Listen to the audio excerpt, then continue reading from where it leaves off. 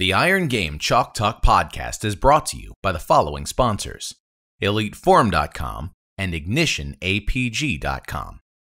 And now, the Iron Game Chalk Talk podcast. Welcome to Iron Game Chalk Talk with your host, Ron Mckeefery. Every time our athletes walk into this weight room, they're going to be pushed to the max. Let's go! Everything you got! On this podcast, hear Coach Mckeefery's straight talk about training, featuring the top strength and conditioning professionals from around the world. And now, here's your host, Ron Mckeefery. Hey guys, welcome back to Iron Game Chalk Talk. I'm your host, Ron Mckeefery, and this is episode number 70. Iron Game Chalk Talk is a weekly podcast where I bring you experts in the field to talk shop each week. If you haven't already done so, make sure you subscribe to us on iTunes or YouTube, or join the mailing list at ronmckeefery.com so that you can stay up to date with the latest episodes and anything else that I have going on. This week, excited to have a friend of mine on the show. Shawn Myszka is a movement specialist. He's the pro performance director at Explosive Edge up in Minnesota. Works a lot with professional players, NFL players.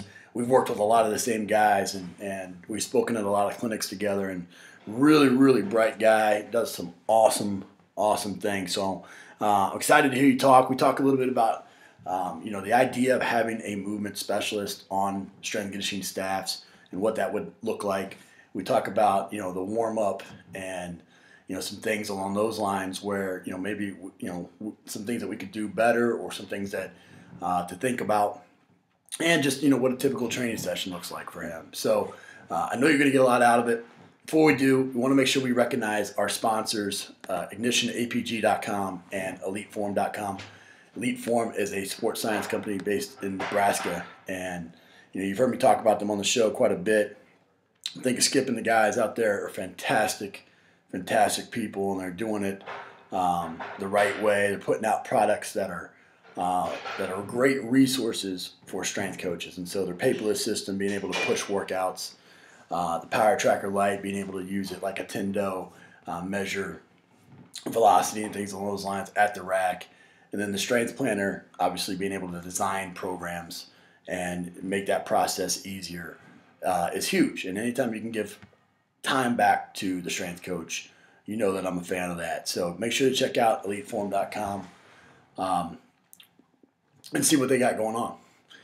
Lastly, if you like Iron Game Chalk Talk, you'll definitely like strength-ondemand.com. Strength on Demand is an online archive of strength and conditioning clinic presentations that myself and Rob Taylor put together. Working actually right now on being able to add a lot more content to this, and we've made it where it's a lifetime membership. It's not an annual thing or a monthly thing anymore. It's a lifetime membership, and so for $97 you have 50 plus presentations right now and growing. Like I said, we're about to dump quite a bit more content into it, so check that out. You'll be able to access it from anywhere that you have a Wi-Fi connection, and be able to learn on the go is always great for busy strength coaches. So I want to get to the show. Sit back and enjoy this. Make sure you take lots of notes, and I'll see you on the other side. All right, guys, real excited to have a friend of mine on the show today. Shawn Myszka is the pro performance director at Explosive Edge Athletics up in Minnesota, and we've known each other for probably, about 4 or 5 years now. Yeah, about that. He's trained guys that I've worked with, and vice versa, and he's one of the top movement coaches in the country, and so we wanted to have him on the show to talk a little bit about that. But brother, I appreciate you taking some time out of your day and spending it with us. Hey, it's my pleasure, my friend. I know it's been a long time coming, and we can finally make this happen. Who knew it was going to happen in the middle of the week of a football season? But right. At least we're making it a reality by now. That's right, man. Well, hey, Shawn, go into a little bit your journey, man. Obviously with bodybuilding and how you've gotten to the point that you're at right now. Yeah, no doubt. It's kind of a different journey, even though it's going to be somewhat similar in many ways to many of the professionals that you've had on Iron Game Chalk Talk. But I started at a very early age, 8, 9, 10 years old. At that time, my mom owned a nutrition store. My brother was a world-ranked powerlifter at the time. So it was a natural progression to me to get into training, and the training performance right off the bat. I wasn't just dabbling in things. By the time I was 12, 13, 14 years old, people can say what they want about stunting growth and things of that nature. And granted, I'm only 5'6.5", so maybe I shouldn't talk too much. But yet at the same time, when I was in my early teens, I was competing against adult men in powerlifting contests. I was super strong all the way throughout the time, from middle school all the way to high school. I got to the point where I was, really taking hold with some of the training principles and ideas, and I was fascinated by some of those things. I then got into bodybuilding because I realized that powerlifting was a little too easy for me, just simply because I had the stature to be real good at it, but I've always wanted to just be the best at whatever it is that I did. So I actually ended up making the transfer to bodybuilding, won a number of state-level titles from the time I was 19 to the time I was 24, kind of around the Midwest states, ended up competing at the national level. During that time, got my undergrad at the University of Wisconsin-Stevens Point, actually in health promotion, with an emphasis in strength and conditioning. And at the time, it was Division III school. They didn't have a strength and conditioning coach, so I volunteered to take a lot of the athletes, do those things on my own time, because I knew I wanted to get into strength and conditioning. I knew that bodybuilding wasn't really a way to make money over the long haul, even though I was making it at the time. And I was one of the rare few, but to really make money in bodybuilding, obviously you got to be one of the best of the best, and there's some freaks of nature out there. Right. And it was going to take a lot and a lot of demand on my body in order to do so. I had gotten to the point in my bodybuilding career where I was at 5'6.5" in the off season. I was 280 pounds, and it just wasn't a comfortable lifestyle. I'm kind of like waddling everywhere. I'm like a weeble. I wobble, but I don't fall down. And I realized I didn't want to do that long haul, but I did realize that I had a real knack for changing people's performance and a passion for that. So I just continued to go down that path. I started training a lot of athletes at the Division III level, had a number of All-Americans, had a number of Players of the Year, National Players of the Year, and Conference Players of the Year in the Wisconsin Athletic Conference. And it was something that I just gravitated to. So even when I was bodybuilding, happened to fall in the right place at the right time, get a short stint at the Chicago Bears in 03-04. Dick Duran's last year was my only year there. I was under Russ Reeder, who was a longtime strength and conditioning coach in the National Football League. And then got left there and came over, had a bodybuilding sponsorship. That was short-lived. Again, my body just kind of didn't hold up. Tore a glute, tore a quadricep, and realized that I should probably get into this full time, and that this was performance enhancement. So I started this facility and this business then about 8 years ago now. We're right across the road from the Minnesota Vikings headquarters. It just happened to fall in the right place at the right time. Football has always been my passion. The movement that happens in football and the performance that it takes to be a phenomenal, masterful football player was something that I just gravitated to. The mentality, the idea, that which is happening. Fascinated by the whole thing. And now, obviously, I'm very humbled and grateful to be able to say that a good number of NFL players entrust me with their physical preparation throughout the entire year. And, it's just, I always tell people, I'm trying to live the dream here. I think I kind of am. So I dig it right now. And until I lose that passion, I'm just going to continue to do that each and every day. Well, that's great, man. That's a great story, and obviously you found your niche through that process in movement, Mm-hmm. and that's something that you and I have talked about constantly at conferences, and recently on your blog you posted about the pitch for a movement coach for an NFL program or for any program for that matter. What do you see? Because we're always talking on the show about opportunities for strength coaches, Mm-hmm. And obviously this is an aspect of where the field is headed, I believe. But what do you see a movement coach as, their responsibilities? What's their objective? What are they trying to accomplish? Yeah, and I know at first glance it sounds like a very foreign, awkward idea, a very awkward niche. But here's what I saw, Coach, is that my very first NFL player was back in 2007, 2008. I won't say him by name, but he's still with me to this day. Was a tight end in the league, has made it to a Pro Bowl now at this point, actually stuck with me through something that I kind of found through experimentation, kind of my own stupidity, if you will. This guy had already been in the league for 3 years at that point, comes to me I looked at his testing. I went through all of our quantitative testing with him, the 40, the pro agility, the vertical jump, the horizontal jump. I tested his clean, his squat, all those fun things that we all do. And I laid out this plan, thought we were going to go on this huge direction towards just changing the NFL together. And lo and behold, granted, he had increased his vertical by 9 inches. He had increased his broad jump by 15. He had decreased his 40 time by a quarter of a second. Same thing with the pro agility. He had added muscle, lost fat, all these things. Sent him over to training camp. And I went out to watch him, and I looked at him when he was out there, and I'm like, this guy did not change at all from the guy that I saw the previous year when I watched this film. And I thought to myself, Shawn, how could I have messed this up? Sure. Because we had done all these things from a quantitative general motor ability performance indicator, but I didn't really change the movement in the exact ways that it needed to be, at least for that athlete who resides at that higher level of mastery and qualification to begin with. And so I kind of came to that Robert Frost moment, as I call it, where there's a fork here and a fork there, and I can choose to go down one road or the other. I could continue to do the same things because I knew that he was satisfied with increasing his vertical and increasing his broad jump and decreasing his 40 and those things.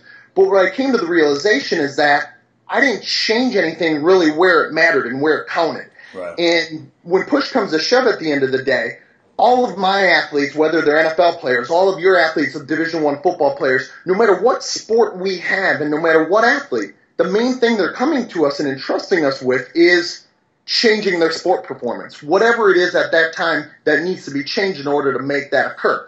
At the lower levels of mastery and qualification, I realized that things such as general motor abilities, strength, base strength, speed, conditioning, flexibility, stamina, those types of things, then end up enhancing the movement. But as an athlete moves up in levels of qualification, we got to get more specific and specialized with those movements that they produce on the field on Sunday or on Saturday in your instance, or maybe on a Friday night or even a weekday. Right. Whatever it is that they perform, that's what becomes our driving force. And at the center of that sport performance, then I found, is the movement and the movement taking place. So I started to view myself, and some strength and conditioning coaches sometimes take offense to this, but I started to view myself, rather than being a strength and conditioning professional, to making it a little bit more broad, to being a movement coach or a movement specialist, to the point where my NFL guys introduced me that way to other NFL players. Hey, this is my movement coach, or this is my, movement performance specialist, or whatever it is. They just started using that. And I came to that realization then that when I started to look at these NFL teams, we entrust our coaches and our staff with way too many duties and responsibilities. You know better than I do that we put all these duties and tasks on these coaches, but no one is really in charge of the specific movement. You have the position coaches who are very good with strategies and tactics. You have strength and conditioning professionals who are getting guys prepared in a very short window based on the CBA to do things from a general motor ability standpoint.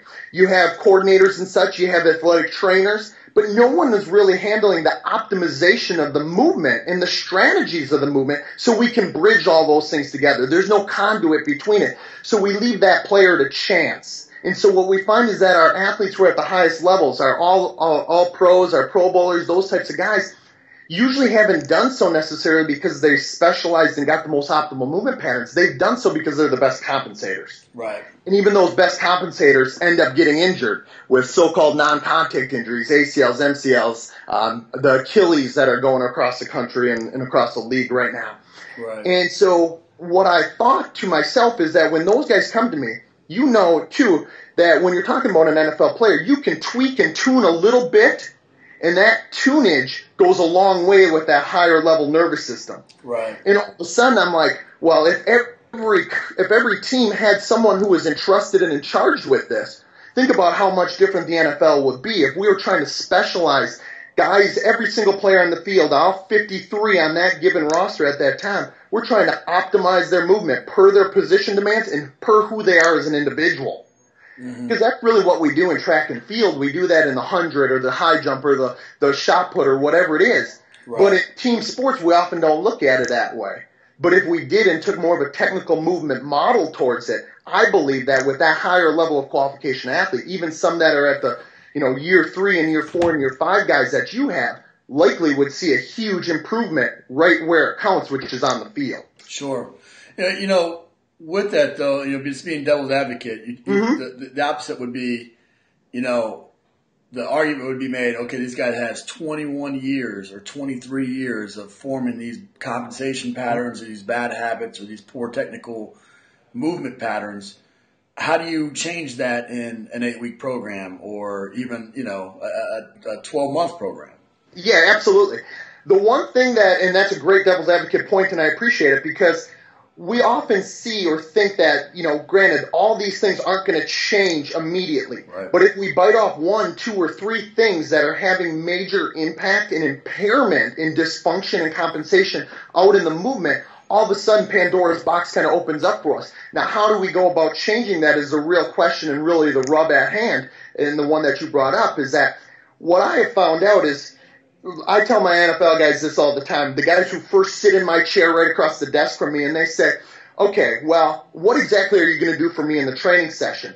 And I tell them right off the bat, it's more than just the training session. Right. What I want to do is I want to change their habits that then lead to behaviors, that then lead to patterns out on the field. And if I can change their small habits, how they're sitting down in the chair in front of me, how they're walking away from me, how they're standing in posture, these types of things do start to carry over. Okay, so what I found is that everything in life is movement, of course, and everything in life affects your movement. So I might have that guy for 10, 12, 14 hours in a week.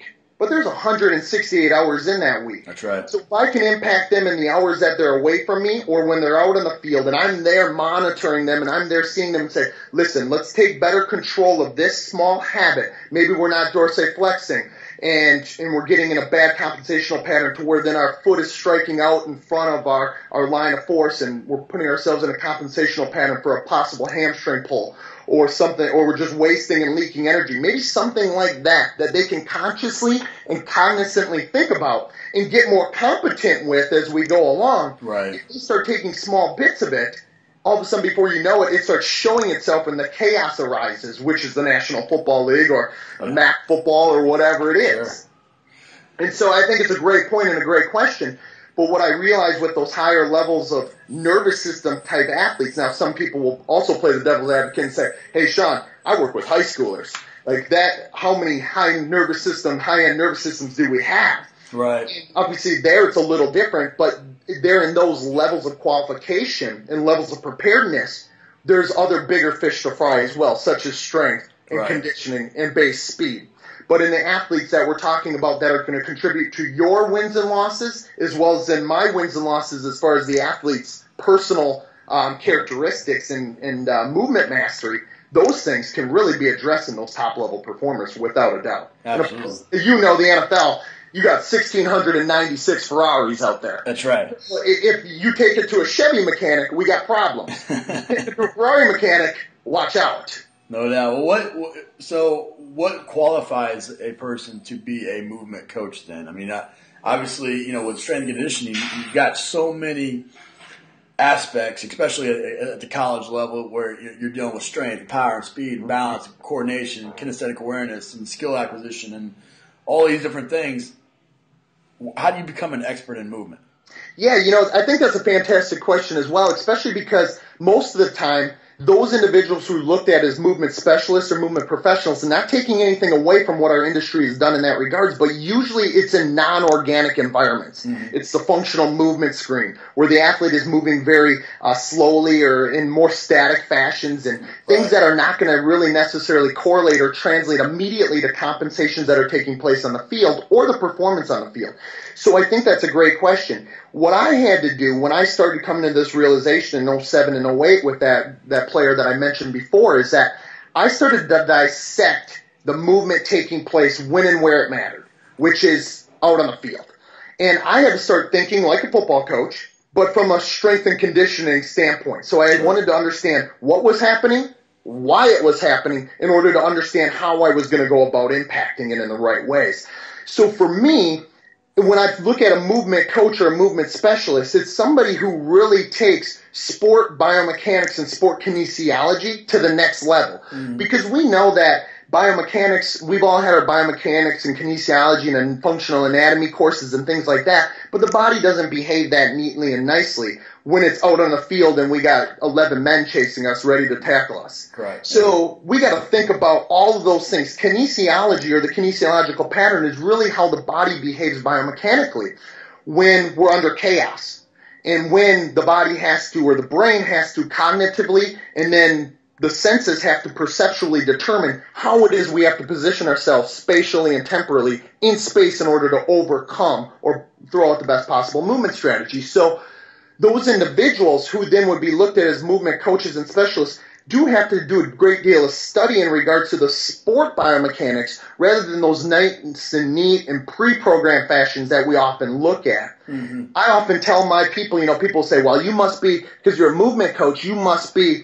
highly into the functional movement screen. And now I think like Greg Cook and some of those individuals are brilliant individuals who I have adapted much of my material from.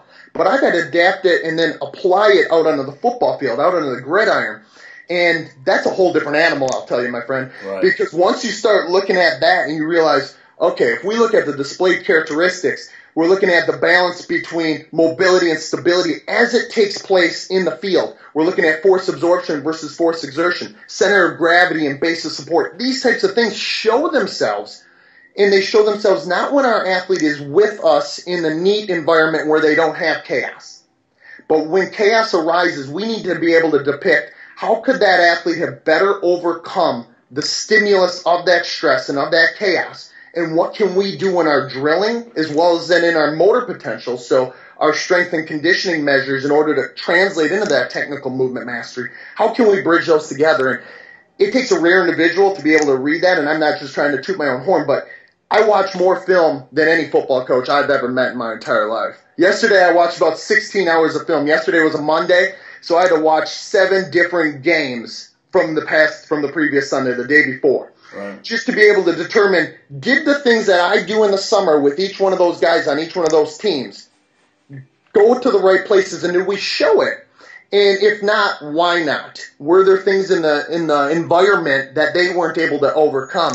So once you learn to dissect it that way, it takes somebody with a great deal of passion, but it takes somebody with an eye to be able to go frame by frame. Okay, this guy is doing this. He should have done that. Here's what's impacting it. And we got to put ourselves out there on a limb in order to do that in many cases too, because like you already mentioned, there's a lot that you guys as a whole, the strength and conditioning coach, are entrusted with. And I got to be a strength and conditioning coach on many days, but then everything always still centers on that NFL player's movement. So I know that was kind of a long-winded answer, but I think we have people in the strength and conditioning profession who are most definitely qualified to do so if they were entrusted and were able to then be able to have that and be that conduit between the position coach and the actual strength and conditioning measures. Well, that hits it right on the head, and that's what in a lot of specs, and if you look across the board at the programs that are doing it the right way per se, mm-hmm. There's such a hand-in-hand type of relationship between the strength coach and the sport coaches, because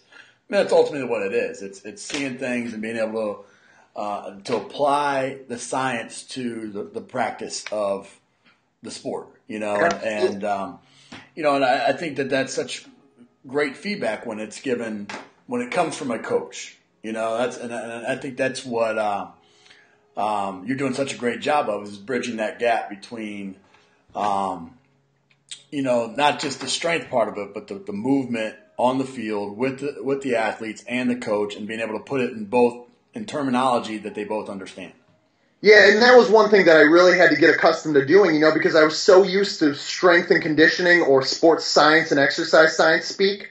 It's much, much different to talk to a football coach or a position coach. So I started bringing position coaches in here. I had some big name position coaches come in, and what they all realized, and they come to the conclusion after a 1 or 2 or 3 hour meeting of watching me take one of their players through, and they said, we were doing everything from a strategic and tactical standpoint.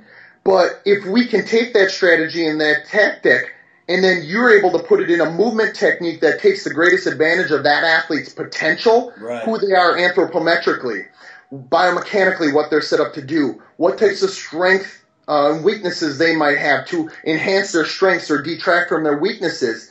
We know that most players, we might have two players that have been in the league for 3 years. They play the same position, but one is 6'2" and the other one is 5'8". They probably don't move the same. Right. So they probably shouldn't even be positioned the same in their stance, all the way then to the ways that they execute strategy.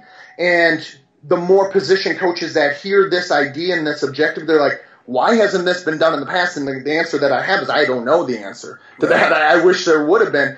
But that's what I'm trying to do. And I know that there's a number of individuals at some places that, like you said, are doing it right and trying to take the most hands-on approach, that are really investigating those displayed characteristics that athlete is showing when, where, how it counts, which, of course, again, is on the field. You mentioned, compensation patterns that have led to a lot of these injuries that you've mentioned. What are the most common compensation patterns you're seeing with elite athletes, and how can, the strength coach at the college level, high school level, maybe make some more generalized programming to address those? I think that's a fantastic question, and I'm glad that you asked it. There's a number of different things that I see with my NFL guys, or the guys with the higher level of qualification and mastery, those guys going from college to the NFL or in the NFL. First off, we have a huge epidemic in regards to certain non-contact injuries. ACLs, obviously, but those are becoming more and more common and easier to recover from. But things that take a lot of energy storage, such as the tendons. I already mentioned the Achilles tendon once, and we've seen a rash of those now across the NFL in the last number of weeks over the first 2 weeks of the season. Yeah. When we look at the energy storage in the determination of how much we're going to involve the muscular components versus the tendinous components versus then the nervous system. So stretch shortening cycle activities obviously need to come to the forefront of most high school conditioning professionals in my mind. Sure. We see the need and the demand for eccentric rate of force absorption. Even those athletes that are at the higher level of qualification, out of those 1,696 that play on Sundays, most of them are still lacking eccentric force absorption capabilities. I always kid to my guys is, over the last number of years, we've had guys interviewed for like Sports Illustrated or ESPN and those types of things, and they say, well, what are you doing in your training? And they always mention doing altitude drops or isometrics and things of that nature that maybe they were doing in the Soviet Union back in the days. And we see it being done in some programs, but probably not as much as we see the emphasis on force exertion. Right. And so some of those things lead to then the actual motor potential characteristics that then show themselves in the movement. So guys have a problem when they're going through eccentric or force absorption deceleration patterns when they have to move dynamically. I see it in my running backs. And my running backs at the NFL level, if all I do is get them more accustomed to having a lower center of gravity, playing with a lower pad level, as the football coach would say, right, and widening in a base of support and being able to do things from different stances, whether it's staggered or lunge or not having those types of things, we start to see that show up immediately out on the field. And so we see things that maybe are coached in a too concentrically dominated fashion as guys are coming up the ranks, where the emphasis and focus remains throughout the entire college career on how much maximum strength we can gain or how much speed we can have in a linear fashion, when in fact we need to look at what's contributing to that, how that guy is getting to that speed, how that guy is getting to that strength, and how much it carries over into the sport. Right. So eccentric rate of force absorption, a huge one. Control and deceleration is another. And thirdly, just their awareness in regards to how to control their body when we're in space. Once the chaos comes around, because we've done all the cute standard drills that we see in all of our cookbooks of drills, we often don't involve a reactive stimuli in that at the high school and then collegiate level as much as I would like to see it being done. Now, we got to go step by step by step in order to kind of go in what I would refer to as a Mr. Miyagi wax on, wax off type fashion, where you start slow and groove that pattern. But sooner or later in Karate Kid, Mr. Miyagi starts throwing punches because he knows that Daniel-san's going to get his butt kicked by the Cobra Kai in a bit.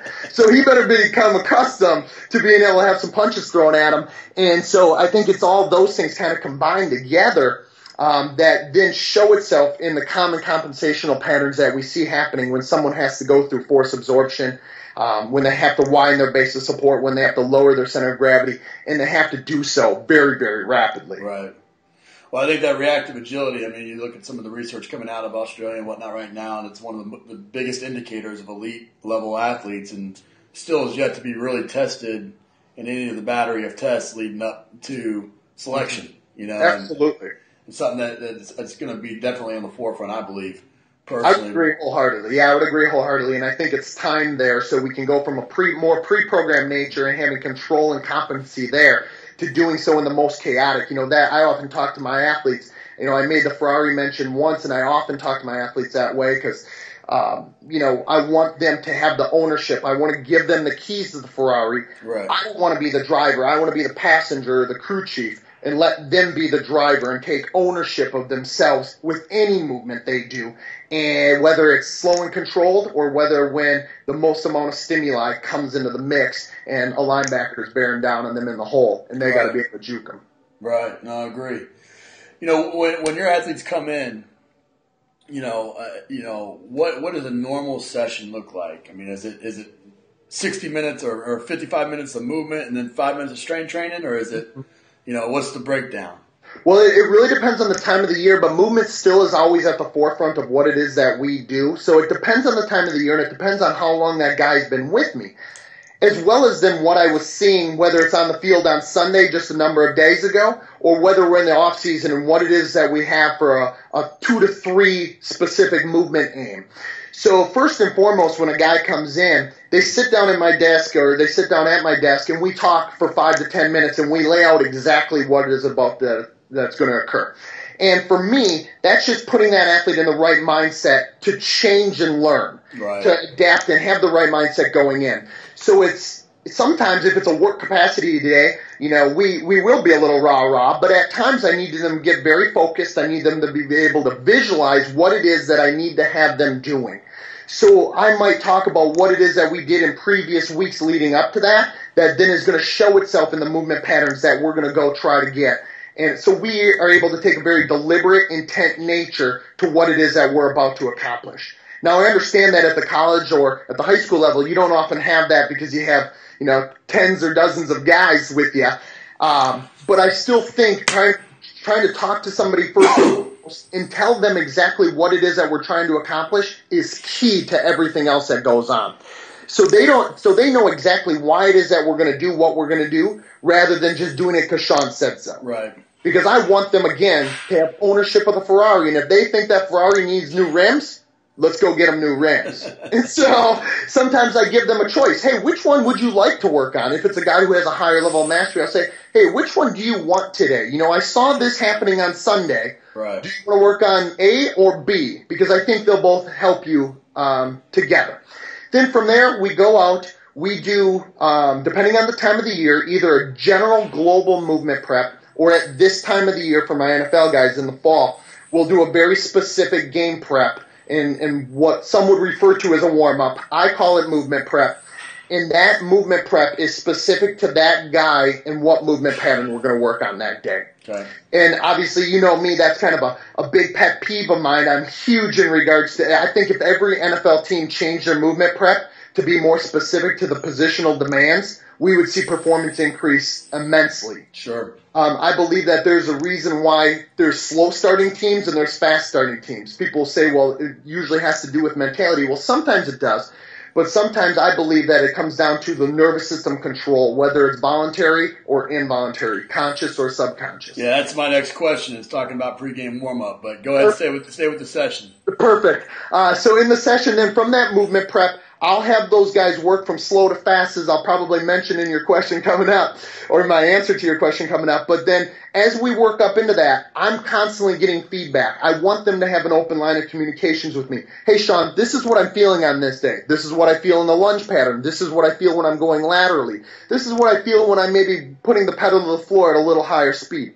So then that way, I can always tweak and tune what it is that's about to occur later.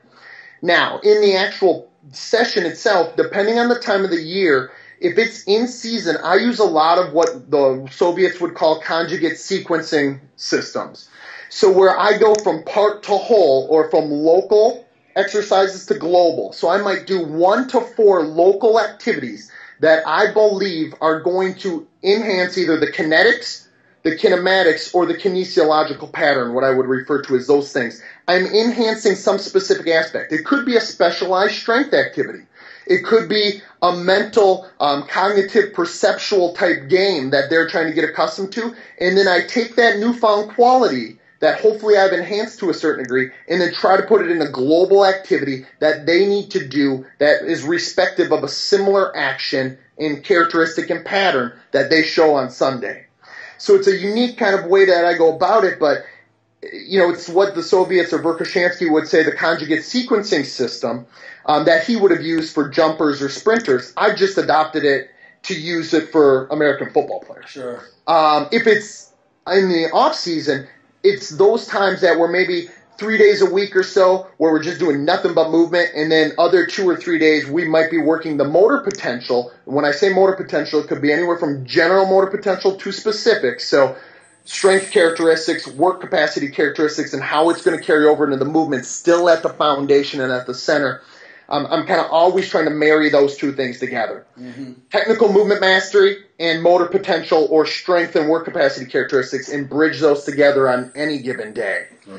So it's not that we put strength, behind us, and then throw that to the wayside. We don't. We just take strength and try to integrate it into the actual movement exactly the way that it's going to be utilized. Absolutely. Well, that's fantastic. Well, you kind of alluded to it, and this is kind of, this time of year, every Saturday, every Sunday, you watch strength coaches, and everybody's like peeking over their shoulder to see what the other guy's doing for a warm-up, and before the game. Because it's one of those things where, you spend all this time doing some prep stuff in the locker room, you do some prep stuff before the game, all of a sudden it's like this obligation to go out there and do this song and dance, stretch, and then, we're off to the races. And mm-hmm. Talk a little bit about if you were to take over the Chicago Bears tomorrow, which is your arch nemesis, but if you were to take over, whatever team, tomorrow, what would the pregame warm up look like if you had no outside influence? Yeah, for me, and this is what I think would then be part of the role of that movement coach.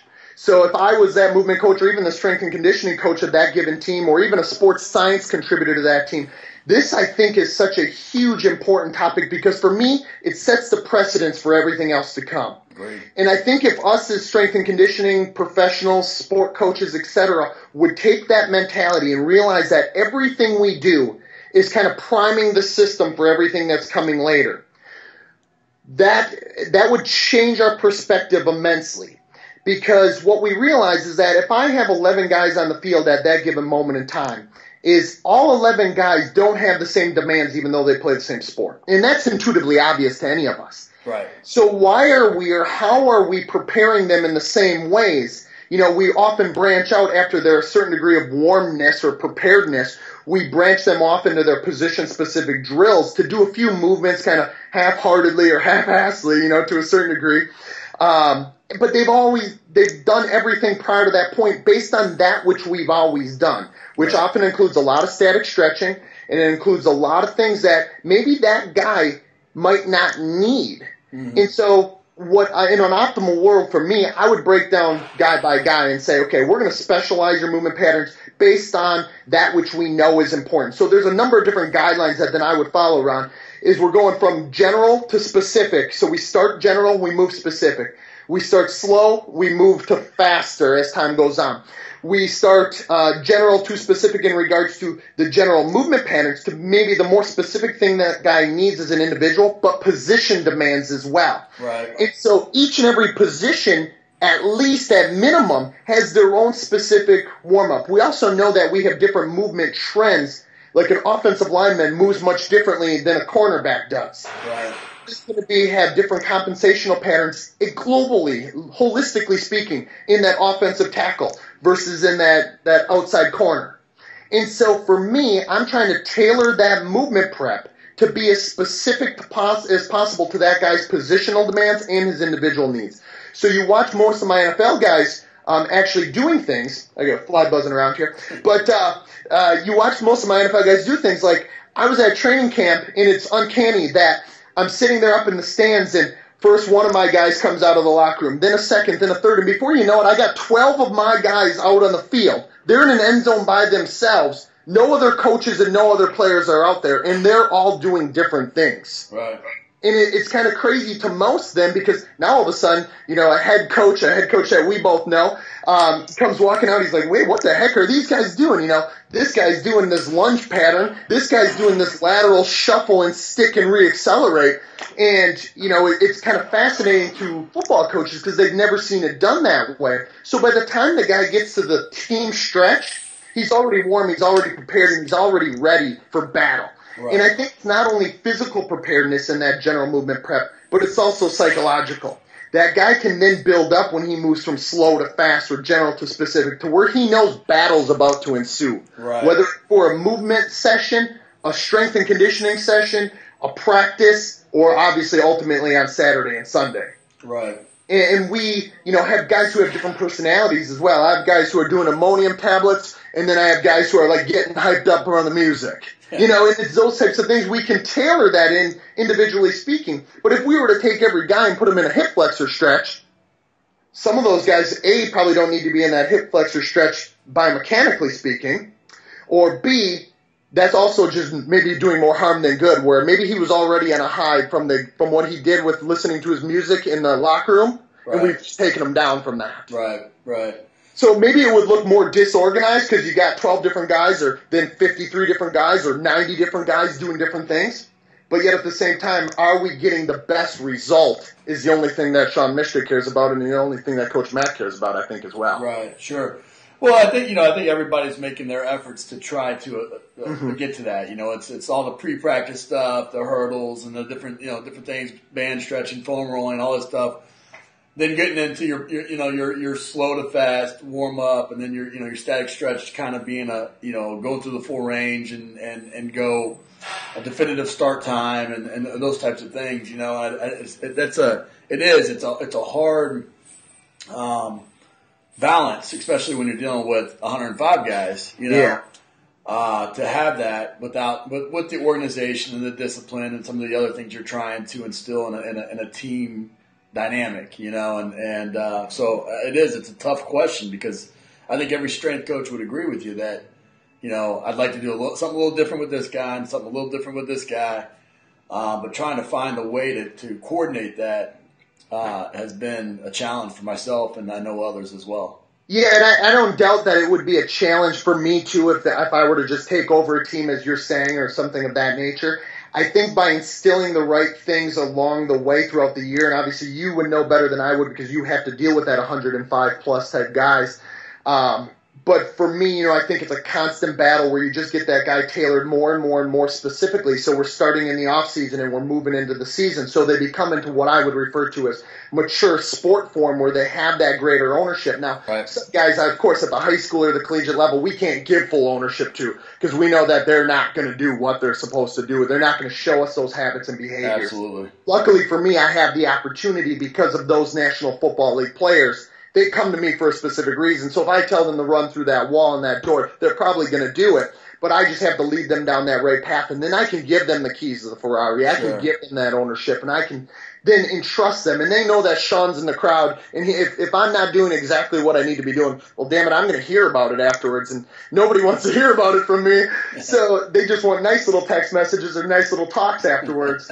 So, I know that I can give them or entrust them with a little greater ownership. And I think we'd probably see that if we're talking about the higher levels of qualification. Right. In the NFL and the NBA and the NHL, those types of sports, we can entrust or hopefully entrust those athletes with more specific movement preparation and warm-up demands. Right. And just try to make it maybe more global to your specific application or that high school and other college programs. Right, and I think that's what everybody's trying to do. And, I would, you mentioned it earlier and mentioned it again there, but, a lot of people would ask me all the time what the biggest difference between NFL and college is, or because I've gone back and forth, and, it's a more informed consumer is what I always say, and – it's their job. It's the approach that they take, and so they're a little bit more open to it. Not always, but a little bit more open to coaching. But when you were talking about sitting them down for that 5 to 10 minutes, what I've done is I've adopted that to be on the whiteboard. And the first 5 to 10 minutes is on the whiteboard in the weight room, and this is what we're doing. This is why we're doing it. And if we introduce a new movement, we're coaching it to the entire group so that they all see why we're doing it and what the pitfalls of not doing it the correct way would be. And so if your knee's shooting past your toe, then that's patellar tendonitis, and that's all all the things that are going to lead to you not being on the field. And, I love that. I love that. And I see so few people doing that, which seems so intuitively obvious. It seems so easy to be able to take a few minutes, explain why, because anytime anyone understands why, they're likely to do it in the how, or at least to the greatest of their ability, they're going to do the how, as to what we instructed, if they believe and trust in the fact that, hey, this is important and here's why. Sure. No, I agree 100%.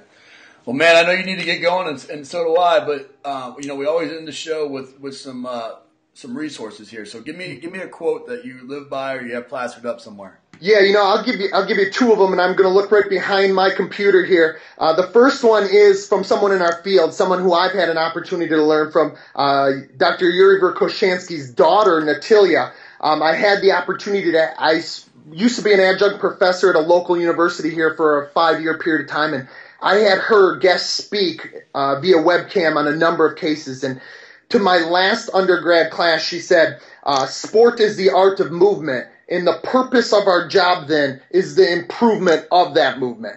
And for me, that's plastered on my wall right behind me on my computer here. And it's something that I live by. I have it on my computer here. I have it at my desk at home.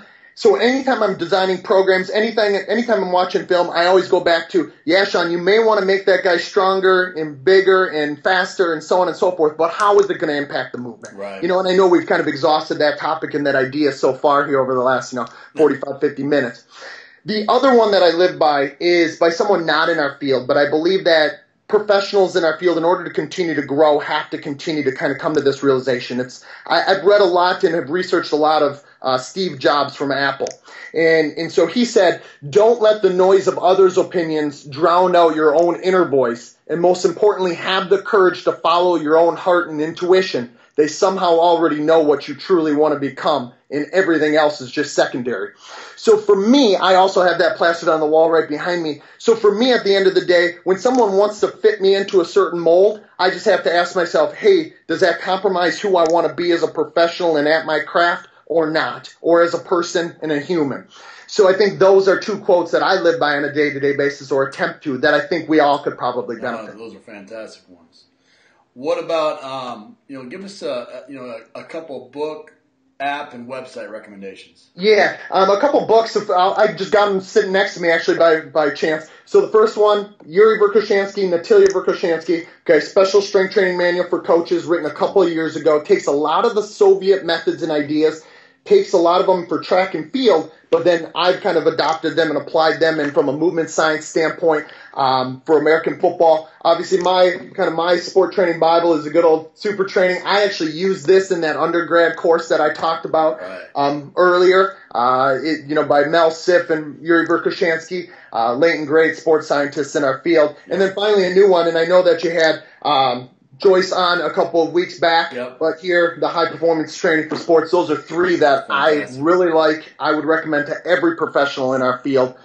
As far as apps, I would say any video sport movement analysis app you can find, whether it's Kinesio and Capture and Spark Motion, whether it's Dartfish, whether it's UberSense, any of those. All those. Any or all of them that will allow you to investigate.